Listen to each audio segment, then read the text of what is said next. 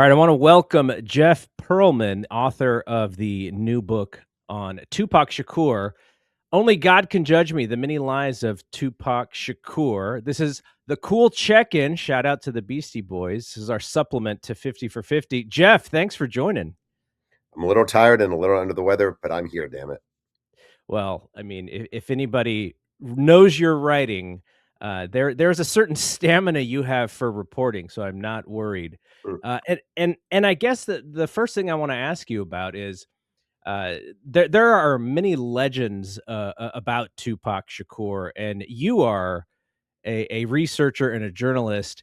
And so at some points, I imagine those two things came to a head with the Tupac superfans who may have been like, what do you mean Tupac wasn't a gangster? Or what do you mean that Tupac, wasn't about that life, which very much comes to light in your book.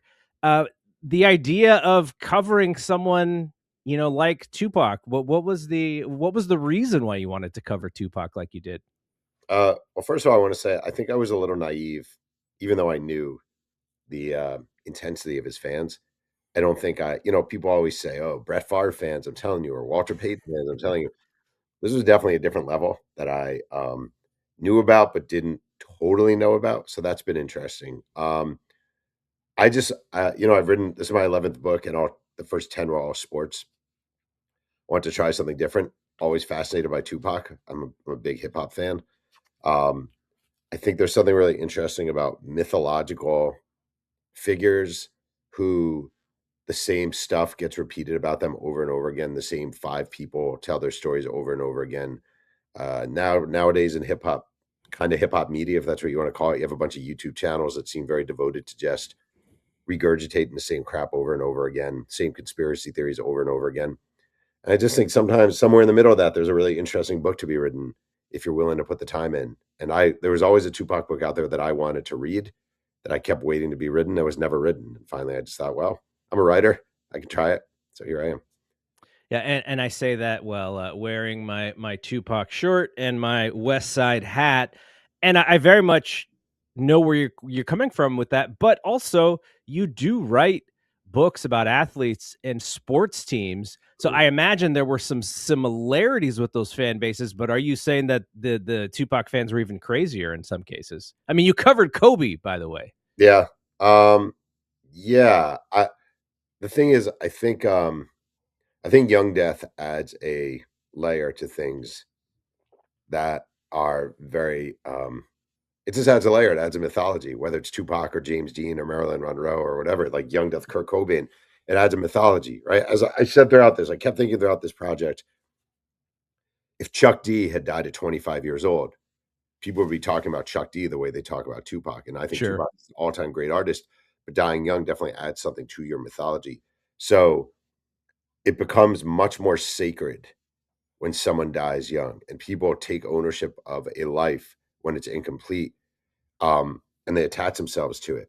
And when someone comes in, especially if he's perceived as an outsider to the medium or an outsider to the person himself, it's almost like a bunch of cells attacking. Like, you can't do this. You can't do this. What does he know? What does he know? What does he know? Culture vulture, cloud chaser, blah, blah, blah, blah, blah. He's a sports writer. He's a white guy. He's from New York. Blah, all of these things come attacking. And that is something I never went through before. And I will say, when I wrote my Walter Payton book, there was a lot of early criticism of the book before people got to read it. There was an excerpt at Sports Illustrated, and it was not the kindest excerpt about Walter Payton's life. And I got, Mike Ditka threatened to spit on me, a bunch of people, don't go to Chicago. And this was a little bit like that, but 1,000 times more intense. We some of the albums that we're covering, Young Death, like you explained, we're doing Amy Winehouse's Back to Black, and she kind of has the same thing.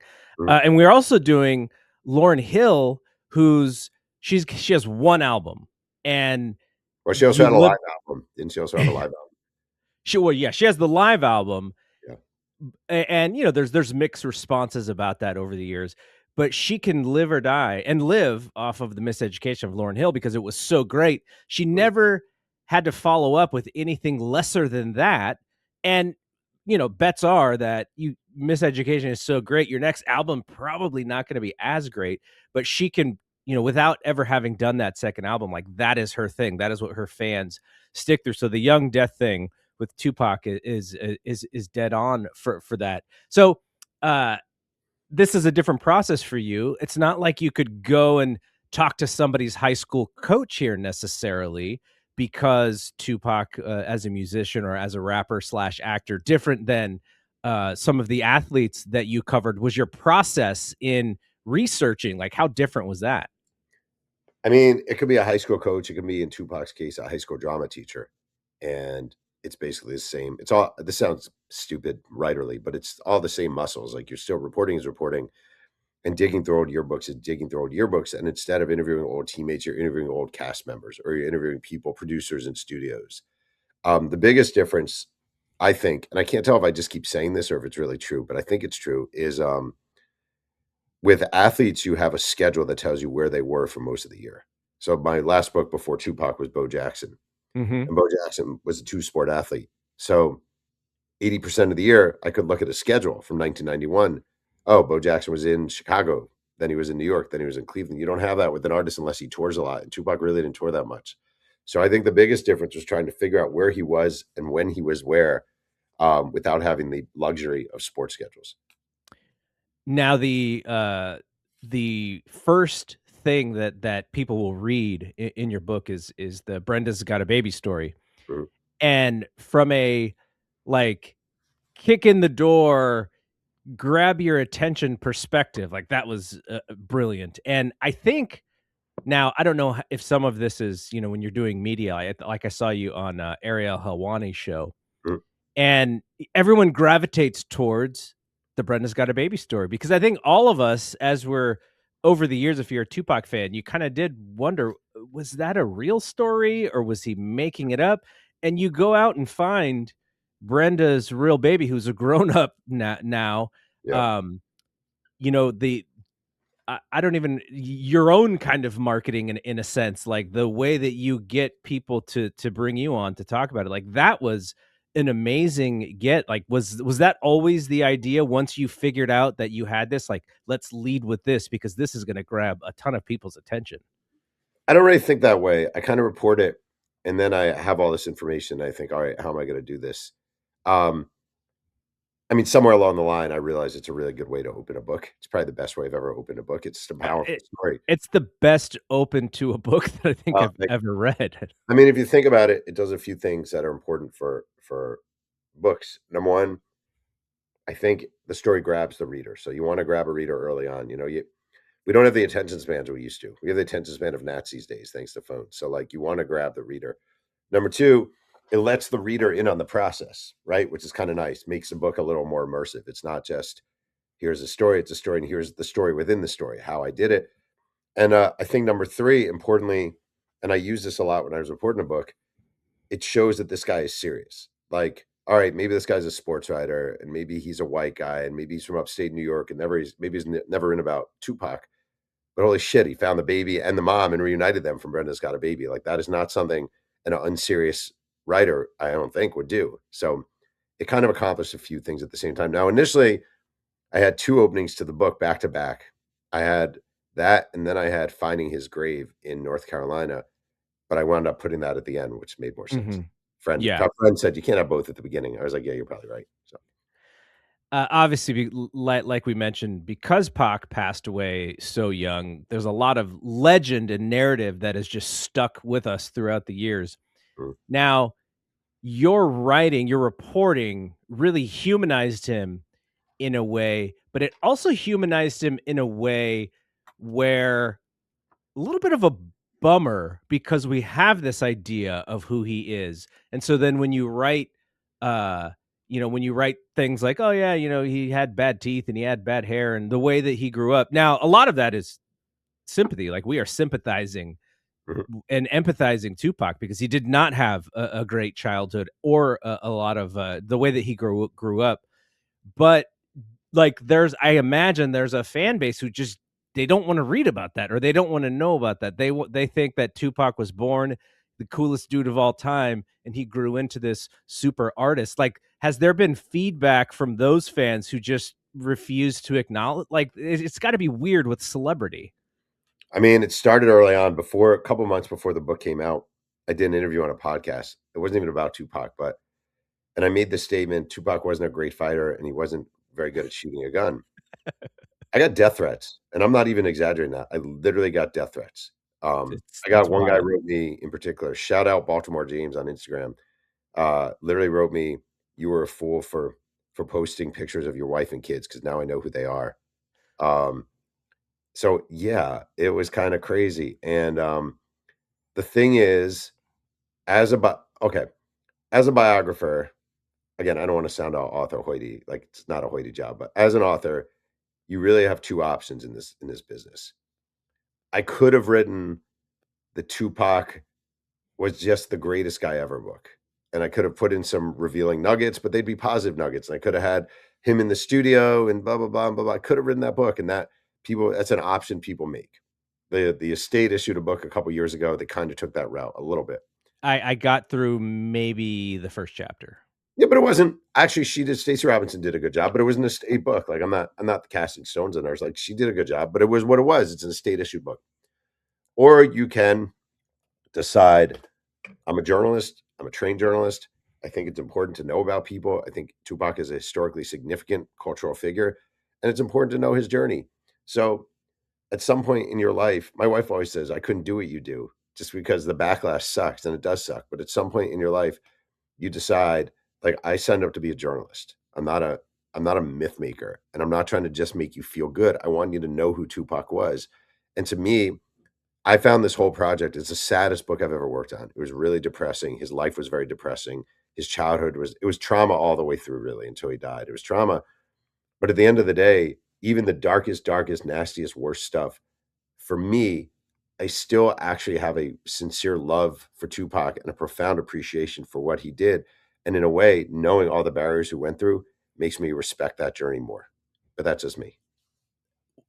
And I think that is kind of what came out of it to me as well, because you're only a few years younger or older than me, but Mhm, so I'm living the Tupac experience in 1995 and 1996. mhm, And when he passes, just like everybody, you hear the Biggie stories. It's like, oh, Pac got shot again. Like, he's gonna get through it. Like, that's kind of how we all felt at that time, until you're hearing, more and more and more, and then you have to just come to the reality that he's not gonna last.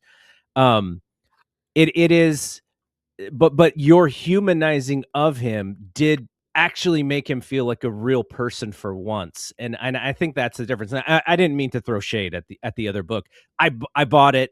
mhm. I have it. It's just not You can what do I whatever you want. want. It's your podcast. I'm not. But it's not what I wanted. Mhm. What I wanted was what you gave me. But at the same time, as I'm reading this, I'm inside I'm feeling things, because we never knew Tupac as the human that he was. So I think that's what comes out of that book really well. Now, because you're also more so a sports guy as far as what your work has been, going Mhm. all the way back, I know, from Sports Illustrated and ESPN and such.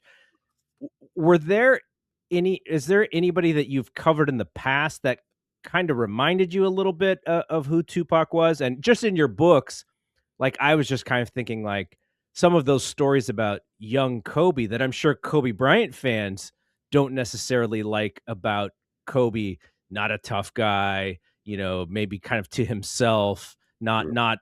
a people person necessarily. But then Bo Jackson also, the legend of Bo Jackson. So many stories about Bo Jackson. Those are the ones that kind of came to mind as I was reading the Tupac book. Actually, it's interesting. Never, not one time did I think, "Oh, Tupac reminds you of Kobe or Bo." What he actually reminded me of, it's kind of interesting. When I met my wife, Catherine, she ran a youth shelter at Covenant House in New York City, and these were homeless kids between the ages of 18 and 21, I think. And a lot of these kids, they came from very little. A lot of them were very, very smart, very, very talented, but they also just had these really rough backgrounds. And the one thing that they could not take, was being disrespected. The idea of being disrespected, the idea of someone laughing at them or stepping on their shoe or shoving them aside, even if it's accidentally. They could not deal with the lack of respect. And that is what I thought of with Tupac a lot. Like Tupac could not deal with the lack of respect. He could not deal with perceived slights. You know, his whole life was being disrespected, being laughed at, being made fun of, being overlooked, a crappy athlete, not good with the women, et cetera, et cetera. Poor thrift store clothes, a mom who's a crack addict, a sister who's raped, on and on and on. So when I think of Tupac, I don't think of Kobe. I don't think of Bo Jackson. I think of the 18-year-old Covenant House kid, um, just coming out of truly awful situations, working his ass off to better himself with a lot of obstacles in his way. The idea of young Tupac doing Juice Mm.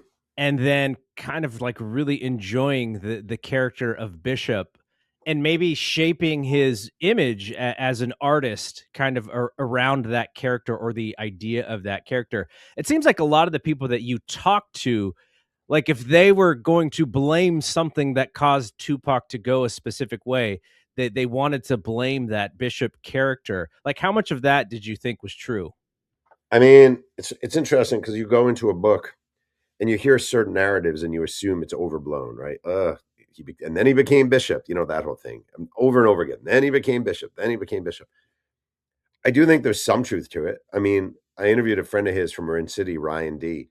And Tupac made, I think it was 16,000 for Juice, and plus a little extra for doing his own stunts. And he came back to Marin City, and the first time he saw his friend Ryan D, he has a wad of the money. He literally got the money paid in cash, and he carried it in his waistband with a gun. And Tupac was never going to carry a gun as a kid, and he had his money and a gun.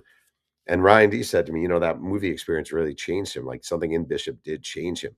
So I don't think it's without merit, right? He liked that feeling. He liked the he used to study the guys, the drug dealers in Marin City, in Baltimore, and really had an aberration for the respect they received. And suddenly he's playing in a way that character in a movie.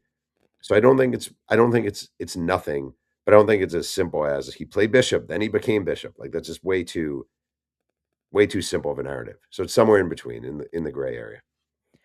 Now, when Tupac passes, a lot of what comes out after he dies is, oh, he had these other ideas. One Nation, this album where he was going to bring East Coast artists, Death Row East. He had talked about that a little bit before he passed away.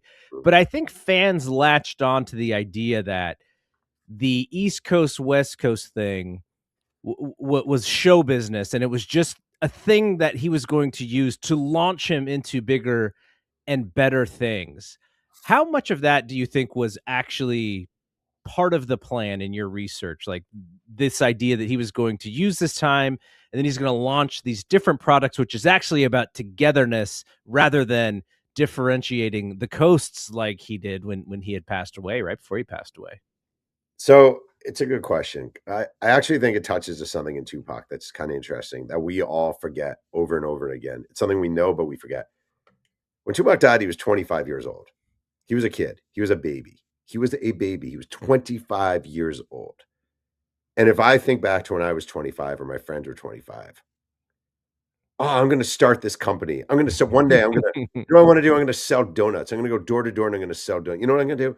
One day I'm going to be blah, blah, blah, blah, blah. Like that is what we do at that age. Understandably, you're just out of Yeah. college or you're just out of whatever and you're Tupac and you have money in your pocket. He didn't go to college. I'm saying in life. And like you're full of ideas. So like, yeah, Death Row East was very appealing to Tupac. Expanding his acting repertoire, very appealing to Tupac. Um, do I think he was like deliberately pretending that he hated Nas and Jay-Z or Biggie and Puffy? No, I don't actually. I think he bought in on it. I think he was easily swayed by his surroundings.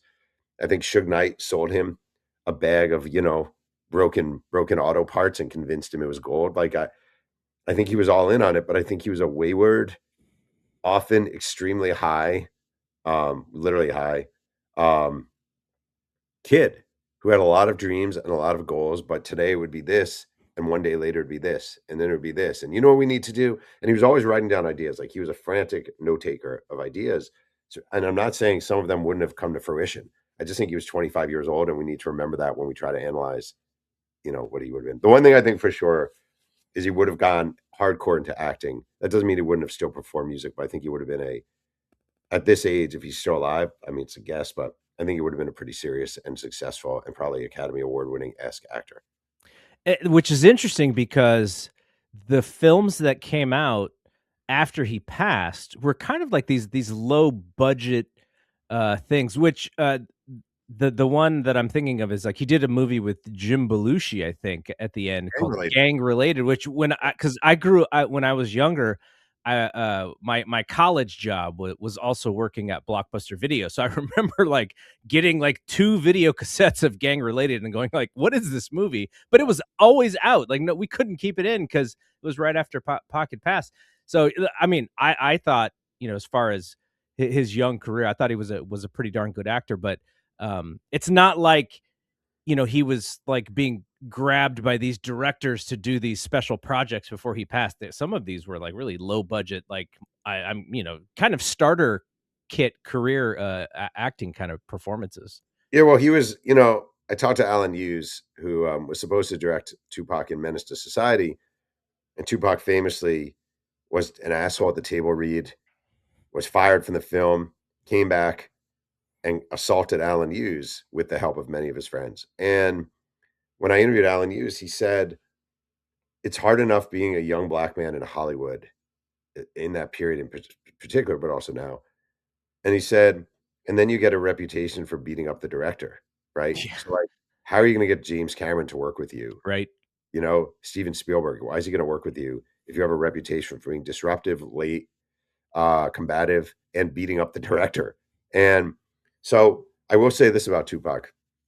Juice is an important movie. I don't think it's the greatest movie, but he's great in it. Poetic Justice is a bad movie, but he's amazing in it. Bullet, He's way better than Janet Jackson yeah, is. light years. He's a great actor. He was a great actor. Gang Related is not a great movie, but it's fun, and he's really good in it. And Gridlocked with Timothy Roth, not a great movie, but he plays a heroin addict named Spoon, and he's really good. So, like, you can't beat up directors and expect to get cast in Right. these movies. I mean, he did read for Forrest Gump, for Bubba Gump, in Forrest Okay, Gump. so that is real because Yeah, that is Bill real. Bill Simmons has told this story on his Rewatchable podcast a few times, Mhm. and I was just like, "Okay, is this real or not?" I have to ask Jeff about this, so you It answered is it real. before I could even ask you. It is real. He did not get the role, but it is real. He did read for it. So, yeah.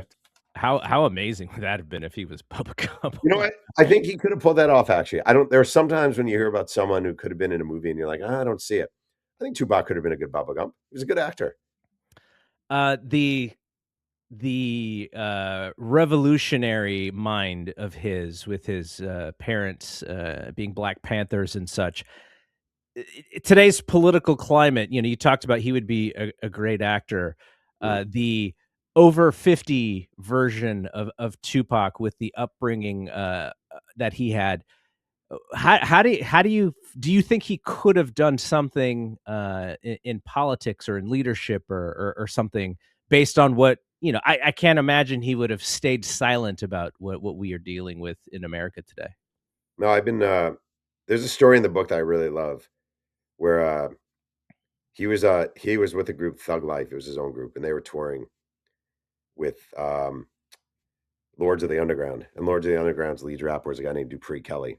And one day they get in an argument, and Dupree Kelly goes back to his motel room. This is in Orlando, Florida. And Tupac knocks on the door. And Dupree Kelly looks through the peephole and he calls one of his group mates and he's like, "Yo, Tupac's at the door." And he's like, what do you think he wants?" I was like, "I don't know. I'm just letting you know if something goes down." And he opens the door and Tupac's like, "You ain't going to let me in?" He's like, "All right, come on in." And he's holding a couple of 40s. So drinking their 40s, sitting on the bed. And Tupac says to Dupree Kelly, um, I don't love the way you talk to me during our fight, but I love that you stood up for your boys. That's what we need to do. We need to stand up for each other. We need to fight for each other. We need to take up for each other. He's like, and we don't just need to do it here. We need to do it all over. Blah blah blah blah blah. And you know what we need to do? We need to start running for office. And Debris Kelly's like, "What do you mean?" He's like, "We need to be making the laws. You need to step up in New Jersey. I need to step up in Oakland. Cube needs to step up in LA. We need to step up." And he told me that story. And the guy who was telling me at Dupree Kelly is a Newark City councilman. And he told me that Tupac's pep talk was the first impetus he ever had for running for office. So I always say, I don't know what Tupac would be doing now. It's impossible. For all I know, he would join like maybe join a monastery. I have no idea, right? But when I see the ICE raids going on out here and I see brown people being rounded up by masked agents, it is very, very like I don't hear Snoop saying a thing. I don't hear Ice Cube saying a thing. I don't hear Dr. Dre saying a thing. And not just to isolate them. I don't hear Taylor Swift or Mandy Moore or Olivia Rodrigo, any of these people saying a Right, thing. right, right. Tupac was raised by a mom who was all about the Black Panther ethos. She represented herself in a famous trial. She was all about fighting back, defending herself. Even when she was a crack addict, she always had that in her. And it is impossible for me to think that Tupac, even at age 54, would just be like, all right, I'm going to sit in my mansion in Beverly Hills and watch this all unfold. And I'm not going to say a thing. It just doesn't seem like it would have been him. So I think he would have been very outspoken in these periods. And we definitely could use more people to be outspoken in this period. So now that you've covered Tupac, I imagine you've gained a lot of new fans who may not be sports fans. Have people been like, Jeff, now you need to go do the definitive biography on Biggie Smalls, or look at what's going on with Puff Daddy? There's so much stuff to cover about that. Like, have people talked to you about maybe covering some of the hip hop stuff, or even more pop music stories that haven't been covered, like you did with Tupac? Yeah, it's definitely come up. I don't know. This might be my only hip hop book. I really enjoyed the process, but it's just craziness. Like I was warned early on, like hip hop is a crazy, crazy, crazy universe of exaggerators and people expecting to get paid. And I mean, the number of people asked me to get paid for information was crazy. I didn't pay anyone, but it's a wild, wacky world. And I really enjoyed this book. I enjoyed the reporting process of the book. The writing was torturous. The promotional efforts have been tough and a little bit threatening, and like so I I don't know. I'm just as likely to do my next book about some politician or an athlete or whatever. Like I just like writing about good topics. I've had people say you should write about Jay-Z. I've had people say you should write about Kanye. I've had people say I should write about Diddy. Um, maybe. I don't know. I just don't know. I do think I have to be the whole like culture vulture, right? Thing and not clout chaser, but culture vulture thing. Like I don't want to be known as the white guy who's infringing too much on black culture. I Sure. don't. Like, I don't. I don't want that label, and I don't even think it'd be appropriate, to be honest. So, like, I think this book was a labor of love and something I really wanted to do. I think it was important someone tell Tupac's story accurately. But do I think I'm gonna make a career now of writing about hip hop? It seems pretty unlikely. Well, it is an art form and a culture that is so dominating in 2025. And if I think about some of the books that I've read about hip hop, there's a book on the business of hip hop that was really awesome, and there's been some good biographies as well. The producer, the producer that Q-Tip kind of found, I forget on the top of my tongue, Mm. but that book was excellent. But yeah, I think it is a space that is missing some really good reporting. Not that you need to be the person doing it, but there is a space for some of these stories, because I think we have a lot of legends, like the legend of Tupac, versus who the person really was. But Well, I just want to say one thing that's kind of interesting is for the first time, hip hop is still such a young medium that for the first time we have oldies, right? Like for the first time, hip hop has oldies. So like Big Daddy Kane would be an oldie act nowadays. You know what I mean? yeah, Public Enemy is kind of an absolutely. oldie act nowadays. Ice Cube kind of like we have oldies. And in sports, I actually enjoy writing about the oldies because you have a much more complete picture. Like people will be like, you should write a Shohei Otani book. I mean, it's way too early to write a Shohei Otani book. Um, but Bo Jackson, his career was over. Brett Favre, his career was over, et cetera, et cetera. So I do think now that hip hop is getting older and older, and artists like Jay Z are starting to phase out of putting out new music. I do think the time is coming to write fuller, more complete biographies of some of the important artists. So maybe you'll start seeing more books. It just took time for people to be kind of older. By the way, the book that I was thinking of was the Jay Dilla book, Oh, yeah, it's um, great. It's which great. was really good. That you have guys who were there at the beginning. The Beastie Boys book is actually really well done, the way that they did it. Mm. LL Cool J, who's not gonna do the kind of book that I would love to read about him because he is very much a promoter and a marketer for himself because he is still super successful. But yeah, I just think it's fascinating because, and like you said, it's still new, where like the days of what's happening in the mid to late 70s that kicks off hip hop. Like I can read that story every single time by different folks and still love that story. Yeah. All right, the last thing before we end this, Mm. what my partner Mike and I like to do is we like to create top 5 lists on everything that we talk about. Okay. And you mentioned being a hip hop fan. Do you have a top 5 hip hop group or artist list in your head? Yeah, I could give you one top of my head. Is this in order, 1 to 5? Yeah, 1 to 5. All right, Or 5 to 1, however you wanna do it. I'll go 1 to 5. I mean, I just devoted my entire life to him, so I'm gonna put Tupac number 1. I'll put Tribe Called Quest number 2. I'll put Nas number 3. I'll put, I mean, just for my life, I'll put Public Enemy number 4. And, I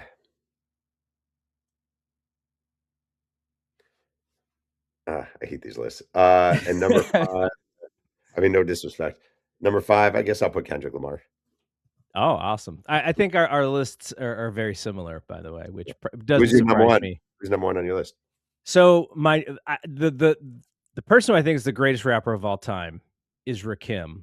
Mm, Rakim doesn't mean that he's my favorite. Like, I'd sure. probably say LL Cool J and Tupac Shakur and Tribe Called Quest are all kind of right at the top for me. I was also a giant Jay-Z fan, but kind of the opposite of Lauryn Hill is that Jay-Z has so much content, so many albums that, not every single one of them is great. But Did you yeah, listen to like Nas's new album with Premier? I have listened to some of it, but I haven't gotten through it because for this project that we're doing, Mm, um, I want to say I'm listening to so much old music just for research that I kind of want to save the Nas album. I also am saving the new De La album. I actually bought the De La album on vinyl, so I'll listen to it when wow. it ships out. Mm. But yeah, like those things are. I'm just kind of holding them for like the right time because I just want to be able to appreciate them. Nas has been so prolific over the years. It's been Yeah, his new amazing. album, I'm not gonna lie, it made me kinda sad. Really? He did a, he did a I don't know what he was doing. I don't know. I was optimistic because I feel like a lot of his we saw him in concert a couple years ago, and I feel like he puts out continuously really good music, but this, I can't tell if Premieres just slipped a lot Hmm. or what, but I thought it was a I don't like judging other people because I know how it feels when I get a bad book review, but I wouldn't say it was my favorite Nas. Yeah, And and plus you have high expectations for Nas because you're a Nas fan. So, true. and you appreciate and you like his work. So you kind of, and that's the thing is like these guys have high bars these days, and you don't want them to be the 40-year-old NBA player who's comes in for 5 minutes a game. You want them to be who they were when they were 26 or whatever. I That's kind mean, of the hard part. if you think about it, you said with Lauryn Hill, she could never do Lauryn Hill again. And I will say, like, Illmatic is one of the great albums of all time, right? But and I would say it's still his best album. So I would Yeah. say not. I mean, my best-selling book is my first book I ever wrote, right? By far, my best-selling book is my first book, and a Is lot that the Mets book? Mets book, and a lot of people Yeah. say, "Oh, it's my favorite book of all time." So, like, and I'm not comparing myself to artists. I'm just saying, like, sometimes your best work is your first work, but that doesn't mean you have to you have to stop doing anything. And like, I don't think it is taken away from Illmatic that Nas has put out a shitload of music. I think if anything, it's kind of cool that he does. So if Lauryn Hill today, I mean, she seems kind of crazy and not that nice, but if Lauryn Hill today decided I'm going to put out a new album and Miseducation too, and it was okay, but not up to the level of number one, I'd still give her props for trying. Yeah, and the one thing that we said when we were talking about miseducation is the thing that I would be most intrigued in is listening to Lauren's lessons because we know what Lauren was thinking when she was in her early 20s. She was Yeah. thinking about her new baby. She was thinking about this relationship with Wyclef, which is really kind of like the thread of the entire album. And what's happened in her life since? Well, she's dealt with the tax evasion stuff. She's dealt with the breakup of this insanely successful group, and she's dealt with motherhood and all that. So I would just love to hear about those things that she's dealt with, whether or not the Miseducation is so untouchable. That bar is very high. Even if I get a B plus or a B minus Lauren album, I think just hearing her life story since then would be really interesting. I once heard Gene Simmons from Kiss, of all people, talk about how it's almost impossible to make great music when you're over a certain age because you're no longer hungry. He's like, and Hmm. you're no longer like thirsty and you're no longer just craving it with everything you have. And I do think the Miseducation of Lauryn Hill, it might be my favorite album of all time. It's definitely the album I've listened to most in my life of any album. When I'm on a plane and it's turbulent, I always go to Everything Is Everything, and I just put that song on over and Oh over again. yeah. I love that song. And but she was hungry. No, she wasn't hungry, but she was a hungry artist when that album, you could hear the hunger in that album, in my opinion. And I don't know if like 50-year-old Lauryn Hill is hungry anymore. And maybe that would be the problem. I don't know. It's an interesting, I think Gene Simmons, who's kind of a grotesque human being, but I think he was onto something with that. Well, Marvin Hagler has a quote that I'm sure I'm not stating correctly, but it's, something to the effect of, it's kind of hard to wake up at 5 in the morning and train when you're sleeping in satin sheets. And, like, that is, we talk about this, and this is going to be a thread in this podcast is a lot of times the first album is the best album because the artist has everything up until that age of things that they've done in their life to lean on, and then the next album is like just the next 2 years of their life, and a lot of it is success. Like like going back to what you're saying, the hunger may not be there, but also the content just really isn't there because they lived their whole experience through this first album. Well, it's interesting. I'm a big boxing guy, and I looked this up real quick, but like Marvin Hagler's first fight took place on May 18th, 1973. He knocked out a guy named Terry Ryan. It took place in the Brockton High School gymnasium, where he's from, Brockton, Mass.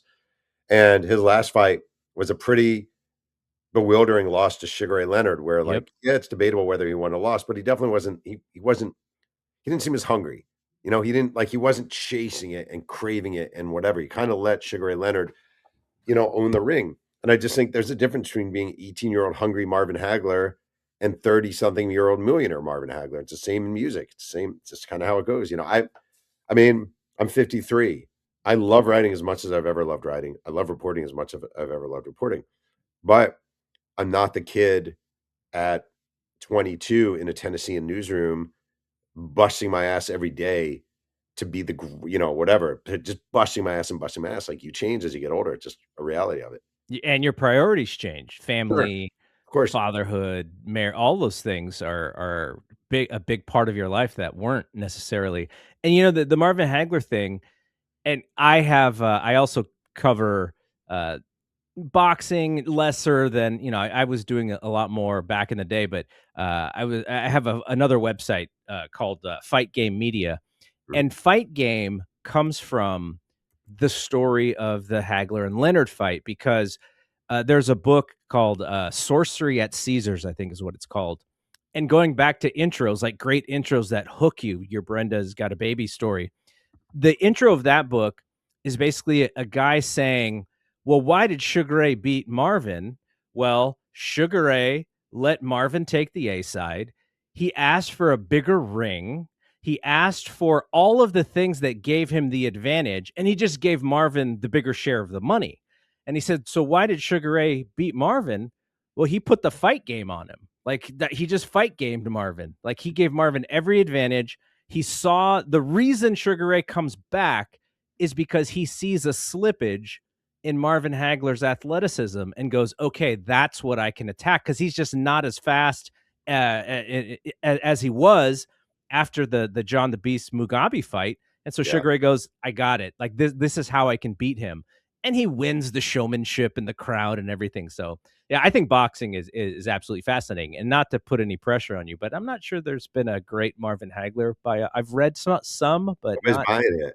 I love boxing, but nobody's buying it. That's a Yeah, problem. My friend Mark Kriegel wrote an amazing Mike Tyson book, I Bad as have it. I haven't finished it, but I do have it. it's a great book, and like it didn't sell that great. And the truth of the matter is, like boxing is a hard sell now. It just is a hard sell. And Hagler feels a little too obscure to sell it. But I do want you to know I am ordering the Caesars book, Sorcery. Yeah, it's a little short, but it is really a great, like, understanding of the machinations behind the comeback and what Marvin was doing and what Sugar Mhm. Ray was doing, and, it's a quicker read, but, yeah, I found that story to open that book to be fascinating. Who do you think Uh, won that fight? Who did you give that fight to? I think every time I score it, Mm, I have Leonard barely winning, but it's right. one of those barely winnings where you're like, I almost feel bad because of the way that he won in scoring it for him. Yeah. Just the throwing 5 punches at the end of each round to steal them and stuff like that. I am just more amazed at the idea that that fight actually happened after years of Yeah. Sugar Ray with the carrot on the stick, like, having inviting Marvin to this event where Marvin's thinking he's gonna finally give me this fight, and instead he announces his retirement, like, Oh, yeah. pulling the rug right from under me, like, all the mind games that Sugar Ray played with him over the years is fascinating as well. So that's the fight to me, is just all of that behind the scenes stuff. And then the fight was the fight. I mean, it was I mean, I remember when I was a kid, gathering at the house to watch it and just going like, "Oh my gosh, Marvin's gonna kill this guy. Do I want to see Sugar Ray die?" And then at the end, he's the one raising his hand. It was amazing. Yeah, I agree. I have, my dad didn't care about sports, but I won, tickets on a radio station to see that fight on closed circuit TV at Westchester Community College, and I went with my dad, and all I wanted was Sugar Ray Leonard to win that fight, like, all I wanted, and, like, watching him dodge him, and when he did the bolo punches and, Oh like, yeah, spacing him, I mean, now I'd be like, "God, what an asshole," but, like, at the time, exactly. I just loved every moment of it. Yeah, that was really good. Hey, Jeff, I've kept you longer than I told you I would, and Oh, you didn't I tell me we'd be talking boxing. Come on. well, hey, like, I could talk about this stuff all day long. Um, if people who are listening to this don't know your works, where do you like to send people to find more information about you and to keep tracks on what you're doing? Because I'm definitely interested in what you're doing next. It's going to be an automatic buy for me, no matter what it is. I haven't told you it's gonna be it's gonna be the biography of Vanilla Ice. What do you think? You in? You in? You with me? If you're writing it, I'm Alright. buying it, but Yeah, I want to know the legend. Did Suge Knight really hang my man off the edge of the balcony with his shoes? that I don't know. I have a website, jeffpearlman.com. It's kinda lame now, and then, weirdly, I've become big on TikTok, so, Jeff Pearlman author on TikTok is kind of the main. I don't know why, but I'm like a 12-year-old girl, but I am on TikTok, so Hey, I mean, it shows that I mean, I don't know who's doing your TikToks or if you're doing your I am. TikToks, but that is a space for people our age that is kind of scary, and it's like, do I really wanna delve into that or not? Like, so shout out to you for doing it. Thank you. Yeah, thanks for having me on. I've enjoyed this. All right, everyone, thanks to Jeff. I am Double G. We will see you when we see you. Peace out.